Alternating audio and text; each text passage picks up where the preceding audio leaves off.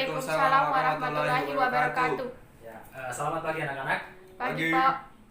Sebelum kita memulai pembelajaran kita pada pagi hari ini, alangkah baiknya bila kita mengawalinya dengan berdoa terlebih dahulu menurut kepercayaan dan keyakinan kita masing-masing, agar ilmu yang kita pelajari pada hari ini bisa bermanfaat untuk diri kita maupun sesama. Untuk itu, saya minta kepada ketua kelas silakan untuk memimpin doanya. Wahyu. Selesai. Bagaimana kabarnya hari ini anak-anak? Alhamdulillah baik, Pak. Baik ya. Sebelumnya Bapak presentasi kehadiran kalian dulu ya.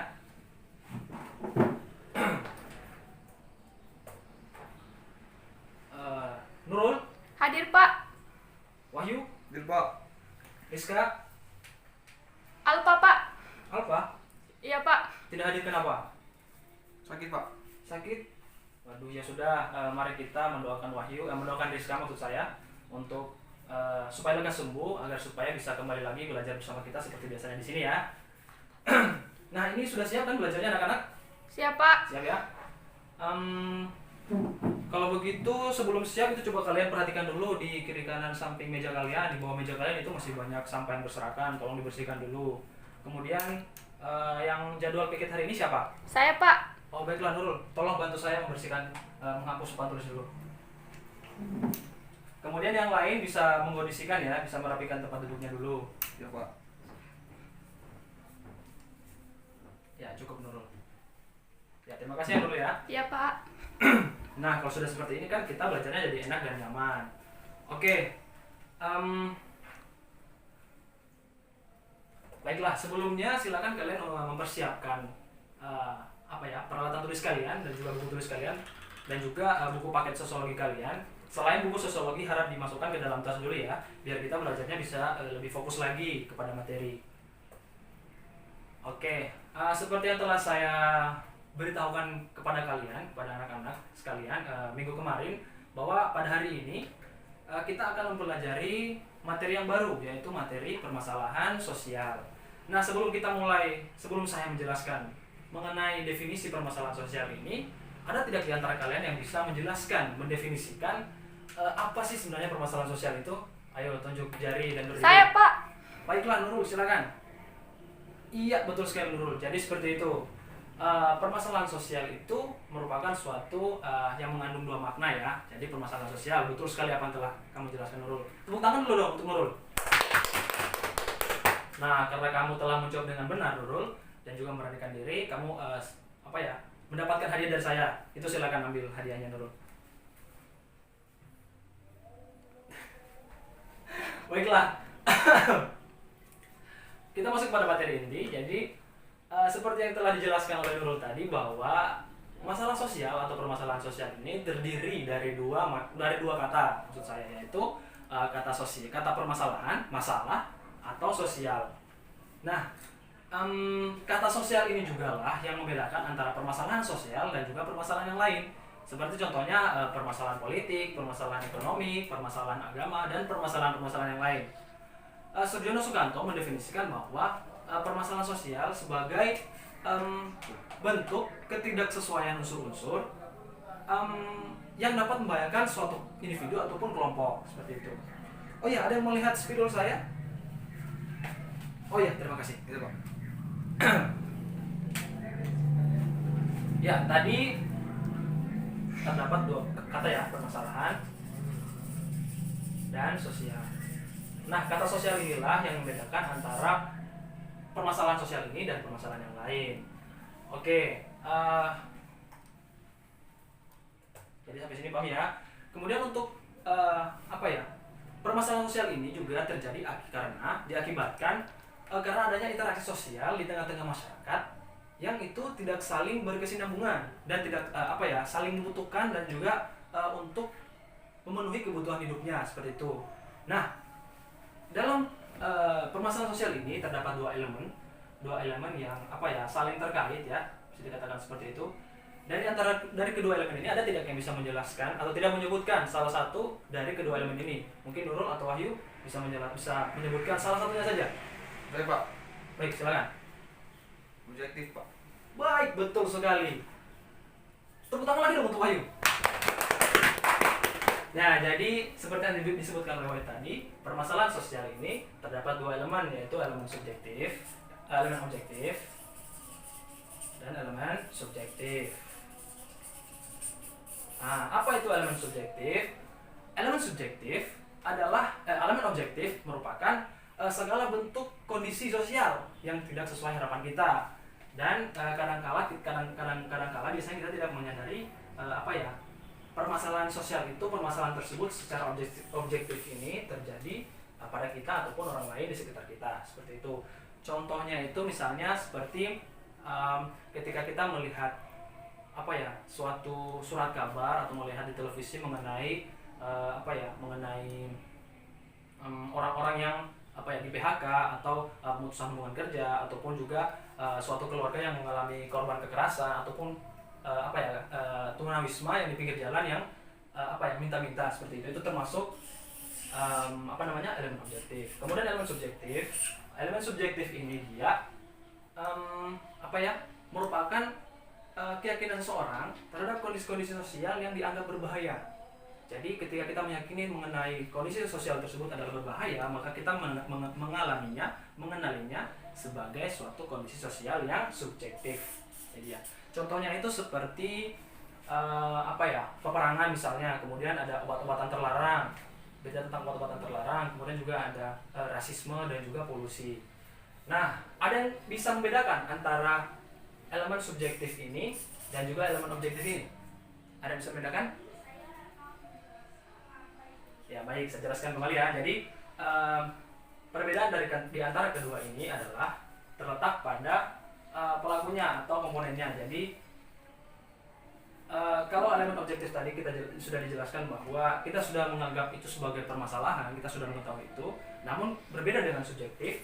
Elemen subjektif tidak semua masyarakat, tidak semua semua kelompok atau semua masyarakat bisa dikatakan seperti itu mengatakan atau berpendapat bahwa permasalahan sosial ini merupakan suatu permasalahan, seperti itu. Jadi tidak semua masyarakat menganggap kondisi tersebut sebagai suatu permasalahan. Itu yang membedakan dari elemen objektif dan juga subjektif, seperti itu. Nah, kemudian dari penjelasan tadi itu ada tidak yang bisa menyebabkan, yang bisa menjelaskan teori-teori terkait tindakan sosial ini atau fenomena sosial ini atau permasalahan sosial ini? Ada tidak yang bisa membedakan, yang bisa menyebutkan salah satu dari teori yang terkait dengan permasalahan sosial ini? Ada 3. Ayo sebutkan. Yang pertama itu adalah teori apa? Ayo, Wahyu mungkin bisa menjelaskan, bisa menyebutkan teori apa? Teori konflik, Pak. Teori konflik. Ya. Betul sekali, teori konflik. Nurul mungkin juga bisa menjelaskan salah satunya lagi. Ada 3.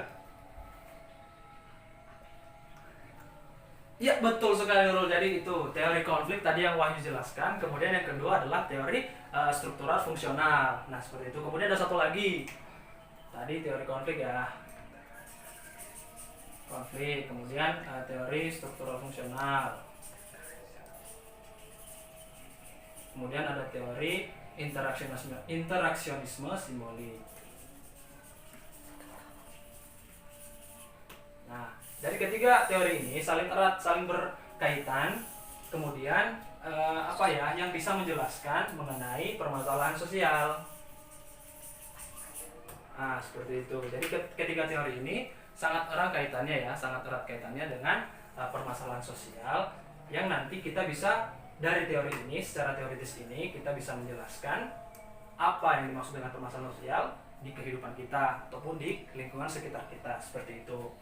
Nah, kemudian ada faktor-faktor penyebab dari dari permasalahan sosial ini. Faktor yang pertama itu adalah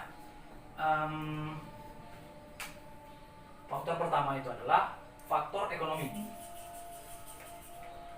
Kemudian yang kedua itu adalah faktor sosial dan budaya. Kemudian yang ketiga itu ada faktor biologis. Dan keempat, ada yang tahu yang keempat? Poin yang keempat apa?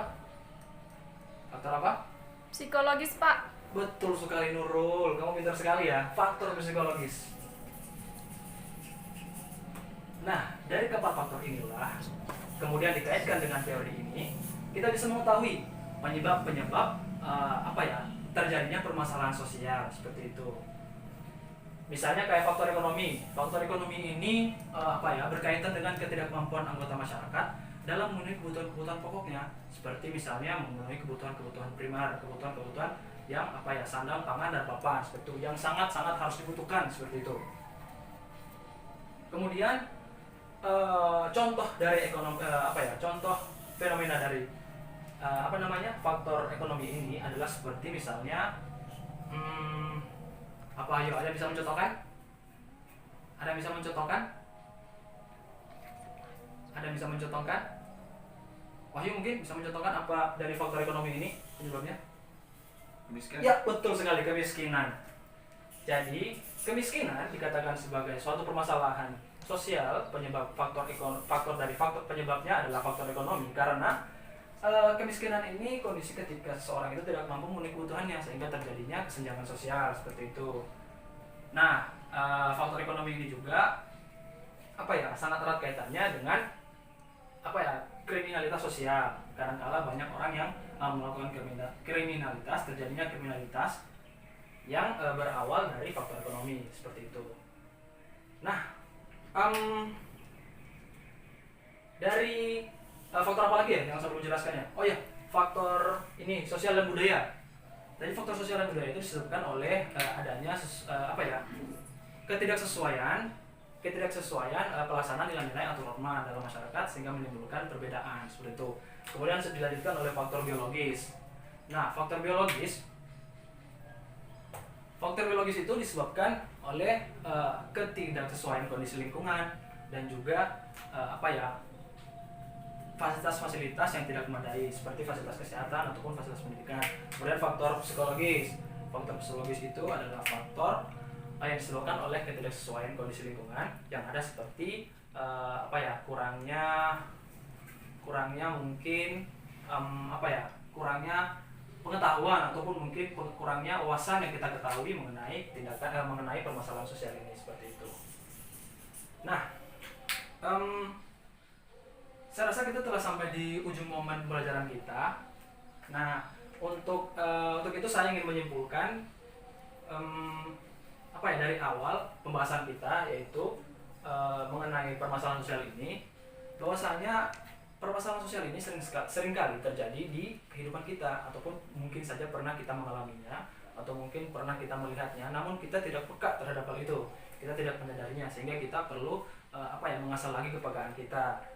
Dan juga permasalahan sosial ini kita bisa tindaki, kita bisa kaji menggunakan 3 teori yang telah kita sebutkan tadi, yaitu teori konflik, teori struktural fungsional, dan teori interaksionisme simbolik seperti itu.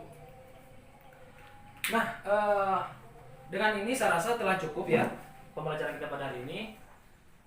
Saya tutup dengan memberikan tugas kepada kalian. Ini berupa tugas individu. Jadi dikerjakan mandiri ya, dikerjakan secara mandiri maksud saya, jangan berkelompok. Jadi saya minta kalian untuk coba mengamati fenomena-fenomena atau peristiwa-peristiwa yang terjadi di sekitar kalian, cukup di lingkungan kalian saja, tidak usah jauh-jauh. Kemudian kalian menganalisisnya menggunakan teori yang telah saya jelaskan tadi, teori konflik, kemudian teori interaksionisme simbolik, dan juga teori struktural fungsional. Coba kalian mengamati, kemudian analisis dengan teori tersebut dan tentukan penyebabnya. Itu dari keempat faktor tadi. Faktor ekonomi tidak usah ya, karena saya telah menjelaskan mengenai faktor ekonomi tadi dan juga contohnya. Kalian tinggal mencari dari ketiga penyebab faktor ini, yaitu faktor sosial budaya, biologis, psikologis seperti itu. Kalian amati, kemudian apa yang bisa kalian tulis dari penyebab faktor tersebut dengan menganalisis menggunakan teori yang telah kita pelajari tadi. Oke, saya rasa cukup apa yang telah kita pelajari pada hari ini, semoga bisa bermanfaat. Terima kasih kepada kalian semua yang telah memperhatikan dengan seksama, telah memperhatikan dengan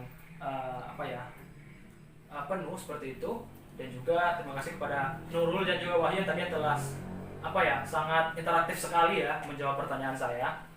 Bagi teman-teman yang lain, jangan mau kalah sama Nurul dan Wahyu, silakan lebih pertebal lagi wawasannya, silakan lebih diperluas lagi wawasannya, dan juga jangan malas-malas belajar ya. Oke, saya rasa cukup. Terima kasih. Saya akhiri. Assalamualaikum warahmatullahi wabarakatuh. Waalaikumsalam warahmatullahi wabarakatuh.